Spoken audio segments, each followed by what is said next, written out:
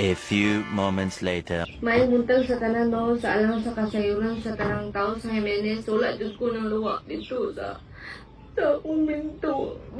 Wala jud ko nang luwa, guys. As in, na yung mga tao nakasunod nga nung mga luwa man ko dito, wala may tao nakasunod sa ako.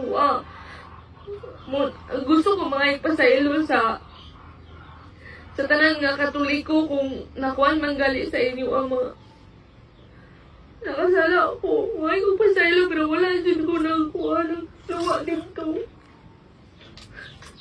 Gidilit magaling na yun ako ang videos pag-upload at to kay di ko gusto mukalat to kay giinan ko nga di daw maayo. Before that day atong Domingo, gidilit yun to guys. Dili tinuog ng luwa ko dito na may tao pag makita nyo sa video nga ng luwa ba ko wala ba ko ng luwa.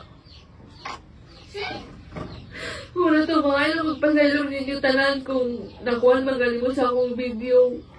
Karoon matumid ko sa simbalon niya para mo i-explain akong side ni Father o sa tanang kuhan sa Katoliko.